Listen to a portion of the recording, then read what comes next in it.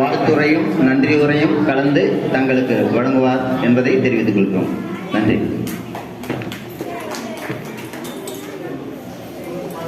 ஹரே கிருஷ்ணா.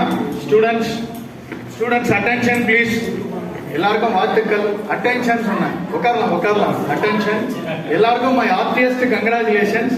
என்னோட வாழ்க்கையில மிக்க ஒரு சந்தோஷமான நாளா இருக்கு. ஏன்னா இத்தனை குழந்தைங்களுக்கு பரிசு கொடுத்து பார்க்கறது இது ஃபர்ஸ்ட் டைம். ஒரு 4 குழந்தைங்க 5 குழந்தைங்களுக்கு கொடுப்போம், மேடையில் கொடுப்போம், அவ்வளோதான். இத்தனை குழந்தைங்களை ஒரு சேர பார்க்கறது இந்த நாளில் என்னோட வாழ்க்கையில மிகவும் இனிமையான சந்தோஷமான நாளா நான் நினைக்கிறேன். ஏன்னா இந்த லைஃப்ல கீதைக்காக அர்ப்பணிக்கணும். ஸ்ரீமத் பகவத்கீதை, பாகவதம், ஸ்ரீமத் பாகவதம், 4000 திவ்ய பிரபந்தம், இந்த 3 தான் எங்களோட கிரந்தங்கள். இந்த ஸ்ரீ கிருஷ்ணா இன்ஸ்டிடியூட் ஆஃப் வேதிக் ஸ்டடீஸோட மையப்படுத்தி இந்த 3 கிரந்தங்களை வச்சு தான் நாங்கள் ஒர்க் பண்றோம். இங்க முதன்மை விருந்தினர் திரு ஜெயக்குமார் உட்பட ஏனைய அனைத்து விருந்தினர்களும் ரொம்ப அருமையா ஸ்பீச் கொடுத்தாங்க. குறிப்பா திரு ஜெயக்குமார் ஜி கீதையை பத்தி ரொம்ப சுருக்கமா பேசினாலும் ரொம்ப அருமையா பேசினார்.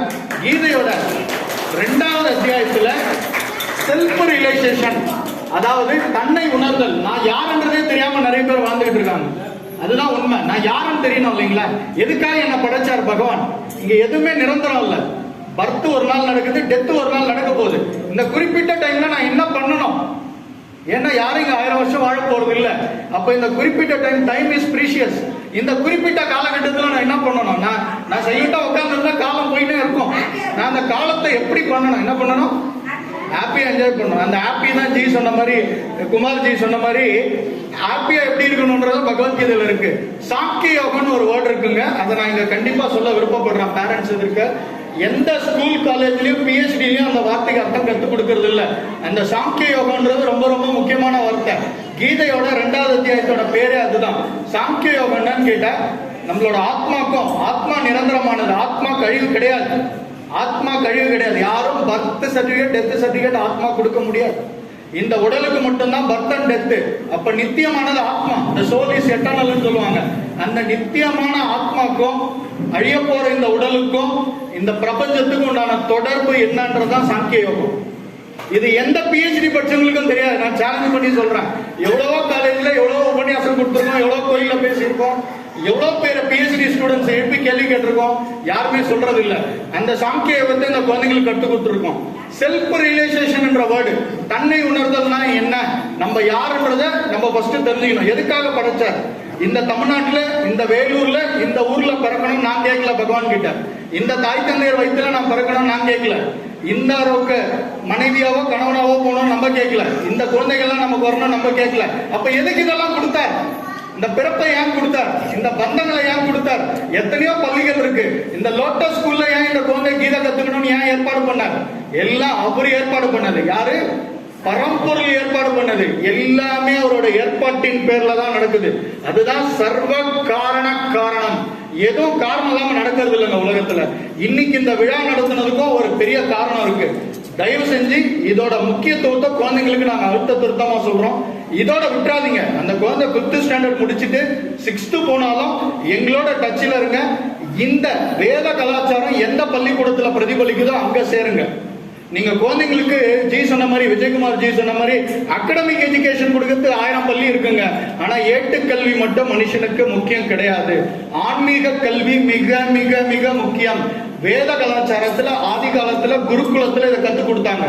துரதிருஷ்டவசமா இன்னைக்கு மெஜாரிட்டி ஆஃப் த ஸ்கூல்ஸ்ல இதை கத்துக் கொடுக்கறது இல்ல. ஹிஸ்டரி புக்கே நீங்க புரட்டி பாத்தீங்கன்னா மாத்தி எழுதியிருக்காங்க. முகலாய மன்னர்கள் தான் நம்மள ஆட்சி செய்த மாதிரி எழுதியிருக்காங்க. நம்மளோட சோழர்கள், பாண்டியர்கள், நம்மளோட பல்லவர்கள், நம்மளோட விஜயநகர எம்பையர், கிருஷ்ணதேவராயர் தான் நிறைய கோயில் கட்டினாங்க. அதெல்லாம் இந்த ஹிஸ்டரி புக்லயாவது இருக்கா? சில அரசியல்வாதிகள் அவங்களோட தனிப்பட்ட ஆராயத்துக்காக வரலாறையே மாத்தி எழுதியிருக்காங்க வரலாற்று புத்தகத்துல. ஆனா நிஜ வரலாறு நம்ம எழுதினா மார்க் கிடைக்காது. அதனால என்ன பண்ணணும்னா அகடமிக் அவங்க ஸ்கூல்ல என்ன வேணா படிக்கிட்டோம் எழுதிட்டோம். அந்த அகடமிக்கோட பிரதிபலிப்பு எதுன்னு கேட்டீங்கன்னா வேத கலாச்சாரம் தான். வேதத்தோட எசன்ஸ் ஆஃப் வேதாஸ். பகவத்கீதை 4 வேதத்தோட சாராம்சம் தான். இந்த குழந்தைங்களுக்கு 4 வேதங்களையும் சொல்லி கொடுத்துருக்கோம். அதனால வேத கலாச்சாரத்தை கத்துக் கொடுங்க. ஆன்மீக கல்விக்கு முக்கியத்துவம் கொடுங்க. இதை நீங்க கொடுத்தாவே அந்த குழந்தைங்க கண்டிப்பா படிப்பாங்க. இது என்னோட உறுதி. இது வரைக்கும் 10 வருஷமா நாங்க நிறைய குழந்தைங்களை சந்திச்சுட்டு வரோம். நானும் என்னோட துணை துணைவியார் திருமதி அனிதா கிருஷ்ணனும் இதுல உறுதி பூண்டு நிறைய வேலைகளை இது சம்பந்தமா பண்ணிட்டு வரோம். நீங்க எனி டைம் எங்களை கான்டாக்ட் பண்ணலாம். இந்த குழந்தைங்க பெரியவங்களுக்கு உபன்யாசம் கொடுத்தாலும் குழந்தைங்களுக்கு கத்துக் கொடுக்கறது எங்களுக்கு ரொம்ப ரொம்ப மனசுக்கு திருப்தி. ஏன்னா இவங்க ஒரு பெரிய ஆலமரம். நாளைக்கு இந்த குழந்தைங்க வந்து 1000 பேர், 1,00,000 பேர், 10 லட்சம் பேரை பக்தர்களா மாற்ற முடியும். வாழ்க்கையில நல்லது எது அப்படிங்கறத சொல்லி கொடுக்கக்கூடிய ஒரு ஆலமரமா இவங்க வளரணும் அப்படிங்கிறது தான் எங்களோட ஆசை. அதுக்கு இங்க உறுதுணையா இருந்த இந்த பள்ளியினுடைய தாளாளர் திரு பிரபாகரன் ஜி அவர்களுக்கும் அவரது துணைவியாருக்கும் அவரது பிள்ளைகளுக்கும் பெற்றோர்களுக்கும் அனைவருக்கும் எங்களது வாழ்த்துக்கள். அதாவது ஒரு விஷயம் முக்கியமா சொல்லிக்கணும், சர்வ காரணம்னு சொன்னா இல்லைங்களா, எதுவுமே காரணம் இல்லாம நடக்கிறது இல்லை. இதை விட அதாவது இது ஒரு ஜி சொன்ன மாதிரி ஒரு nursery and primary school, higher secondary ஸ்கூல்லாம் இருக்கு. பகவத்கீதையை பத்தி பேசினா காது கொடுத்து கூட கேட்கறது இல்லை. அந்த கரஸ்பாண்டா அந்த பிரின்சிபாலோ ஓப்பனா சொல்ல போனா, நான் ஸ்கூல் பேர் சொல்ல விரும்பல, ரொம்ப ஏளனமா பாக்குறாங்க.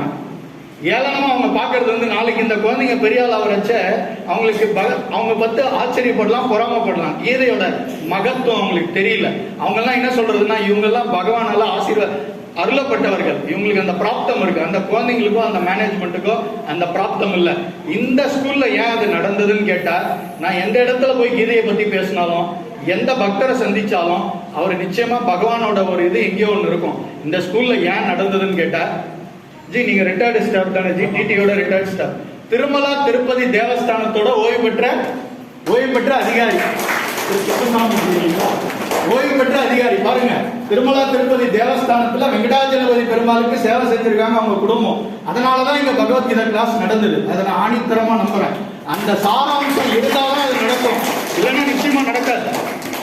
நானும் பகவத்கீதை உபன்யாசகரா திடீர்னு வந்துடல. எங்க தாத்தா வந்து நிறைய பெருமாள் கோயிலுக்கு சேவை பண்ணியிருக்காரு. அந்த பிளட் அந்த ஜீன்னாலதான் அது வருது, திடுதிப்பா வந்துடாது. அதெல்லாம் பெற்றோர்கள் இப்பத்துல இருந்தே அந்த விதையை கொடுங்க. இந்த பிள்ளைகள்லாம் உண்மையாலுமே பகவானால அவங்க அந்த பிராப்தம் இருக்குனால தான் கீதையை கத்துக்கிறாங்க. தலக்குனாலும் கீதையோட ஒரு ஸ்லோகத்தை சொல்ல முடியாது, பிராப்தம் இல்லைன்னா சொல்ல முடியாது. மிக்க நன்றி, ரொம்ப மகிழ்ச்சி. நீங்க எல்லாருமே குழந்தைகள் பெற்றோர்கள் எல்லாருக்கும் சொல்லிக்கிறேன், என் நம்பர் ஜி கிட்ட இருக்கு. எங்களோட நம்பரை நீங்க யார் வேணா நோட் பண்ணிக்கலாம். உங்களுக்கு +2க்கு அப்புறம் அவங்க என்ன படிக்கணும்ன்றது கூட கீதை வந்து வெளியில எடுத்துன்னு வரும். ஏன்னா மல்டிபிள் டேலண்ட்ஸ் வெளியில ஓபன் ஆகும். பகவத்கீதை வந்து சமஸ்கிருதம் இஸ் தேவ பாஷா. கீதையோட ஒரு ஸ்லோகத்தை அவங்க உச்சரிக்கும். உங்க குழந்தை நல்லா எழுதும், நல்லா பாடும், நல்லா பேசும் தான் நீங்க நினைச்சிருப்பீங்க. 10 டேலண்ட் ஒரே குழந்தைக்குள்ள இருக்கும். அது நமக்கு தெரியாது. எப்ப தெரிய வரும்னா, அந்த சமஸ்கிருதத்தை அவங்க உச்சரிக்க பகவானோட போதனைகள் அவங்க சொல்ல உள்ள இருக்கிற மல்டிபிள் டேலண்ட்ஸ் வெளியில ஓபன் ஆகும். அப்போ +2க்கு அப்புறம் நீங்க இதை படிங்கன்னு நீங்க சொல்ல வேணாம். அவங்களே மம்மி டாடி நான் இதை படிக்கிறேன், அப்பா அம்மா இந்த கோர்ஸ் நான் எடுக்கிறேன், நான் இப்படி போக முடியும், அவங்களே நமக்கு பாடம் சொல்லுவாங்க. நமக்கே ஆச்சரியமா இருக்கும். Medical, engineering, arts and science இல்லாம 200+ central government of India fund பண்ணி ரன் பண்ணக்கூடிய தனித்தனி திறமைகளுக்கு ஏற்ற கல்வி நிறுவனங்கள் இருக்கு. ஒரு குழந்தை கிட்ட இருக்கிற திறமையை எங்களால காட்ட முடியும். ஒரு குழந்தை எதை படிச்சா அந்த குழந்தையோட ஆசை என்ன, எதை படிச்சா ஷைன் ஆக முடியும்னு எங்களால சுத்தி காட்ட முடியும். இதை நாங்க பண்ணல, கீதை வழியா பகவான் பண்றாரு. அந்த கீதையை போதிச்சாலே எல்லாமே வெளியில வரும். அதுதான் உத்தமமான விஷயம். மிக்க மிக்க நன்றி.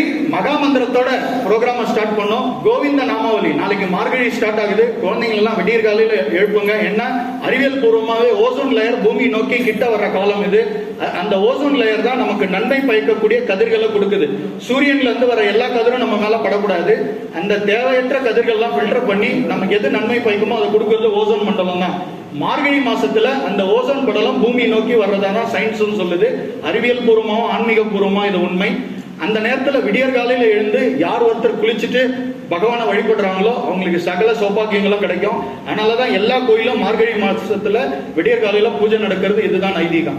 அதனால தாய்மார்களும் காலையில எந்திரிச்சு நீங்க பகவானுக்கு ஏதாவது நைவேத்தியம் கொடுக்கலாம். நீங்க குளிச்சுட்டு குழந்தைங்களையும் எழுப்பி இது பண்ணி ஏதோ ஒரு பிரசாதம் பண்ணி பகவானுக்கு நைவேத்தியம் பண்ணீங்கன்னா அது ரொம்ப ரொம்ப விசேஷம்.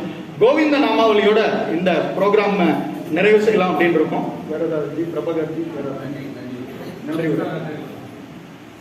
சோ எல்லாரும் சார்பாகவும் இந்த ஸ்கூல் மேனேஜ்மெண்ட் சார்பாகவும் அனைத்து இங்க இந்த பிள்ளைகள் சார்பாகவும் நான் உங்களுக்கு சொல்லிக்கிறேன், மிக்க மிக்க நன்றி. நீங்க கோஆபரேட் பண்ணதுனால. எங்களுக்கு நிறைய டைம் இல்லை, பல்வேறு தடைகளை தாண்டி தான் இந்த ப்ரோக்ராமே நாங்கள் நடத்தணும். ஏன்னா நல்ல விஷயத்துக்கு நிறைய தடைகள் வரும், ஆனால் எல்லாத்தையுமே அவர்கிட்ட ஒப்படைச்சிடணும். எது இருந்தாலும் அவர்கிட்ட ஒப்படைச்சிட்டு அவர் பார்த்துக்குவார். நம்ம நோக்கம் நல்லதா இருந்தோம்னா வழி அவர் காட்டுவார். அதனால நோக்கத்தை நல்லதா வச்சுங்க, எதை பத்தியும் கவலைப்படாதீங்க. சரணாகதின்றதுதான் நம்மளோட மெயின் தத்துவம். சரணாகதி யாருக்கிட்ட அடையணும்னா பகவான் கிட்ட. நீங்க பகவான் கிட்ட சரணடையிலன்னா வேற யாரோ ஒருத்தர்கிட்ட சரணடைய வேண்டியது இருக்கும். சரணடைய வேண்டியது பரம்பொருள் கிட்ட தான். பரம்பொருள் கிட்ட சரணாகதி ஆயிடுங்க. பக்தரை என்னைக்கும் கைவிட மாட்டார். தன்னோட ஒரே ஒரு பக்தர் பிரகல்லாதரை காப்பாத்துறதுக்காக ஒரு அவதாரத்தையே எடுத்தார். அதுதான் நரசிம்ம அவதாரம். ஒரே ஒரு பக்தரை காப்பாத்துறதுக்காக அந்த அவதாரமே எடுத்தார். வேற எந்த நோக்கமும் இல்ல.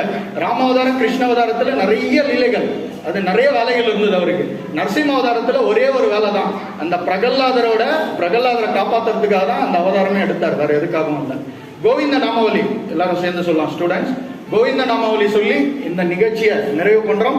ஆன்மீக கல்வியை தொடர்ந்து திலக்கு போடுறத கொஞ்சம் ரெகுலராகவே பிராக்டிஸ் பண்ணுங்க. தப்பு கிடையாது. என்ன சொன்னாலும் கவலைப்படாதீங்க. அந்த ஒரு திலக்கு அவங்கள சுத்தி ஒரு 1000 அரண் இருக்கிறதுக்கு சமம். ஓப்பனா சொல்ல போனா ஏதாவது துஷ்ட சக்தி கிட்ட இருக்காது. ஏதாவது விபத்துக்கள் ஏற்படுற ஒரு வாய்ப்பு இருந்தாலும் அதை தடுத்து தூரம் எடுத்துட்டு போகக்கூடிய சக்தி இந்த திலக்கு உண்டு. அதனால திலக்கு ரெகுலரா போடுறவங்களுக்கு மட்டும்தான் திலக்கோட மகிமை தெரியும். நான் நிறைய ஆம்பூர் வாணியம்பாடி எல்லாம் டிராவல் பண்ணியிருக்கேன். இந்த திலக்குக்கு முஸ்லிம்ஸ் அவ்வளவு மரியாதை தராங்க. அதனாலதான் நான் பேச்சோட பிகினிங்ல சொன்னேன், ஜாகிர் ஹுசேனுங்கிற ஒரு முஸ்லீம் அவ்வளவு பெரிய கிரீடத்தை, பல கோடி மதிப்புள்ள கிரீடத்தை திருச்சி ஸ்ரீரங்க ரங்கநாத பெருமாளுக்கு கடந்த புதன்கிழமை நன்கொடையா வழங்கினார். பாருங்க எவ்வளவு மகத்துவம். கோவிந்த நாமாவளி ஸ்டார்ட் பண்ணலாமா?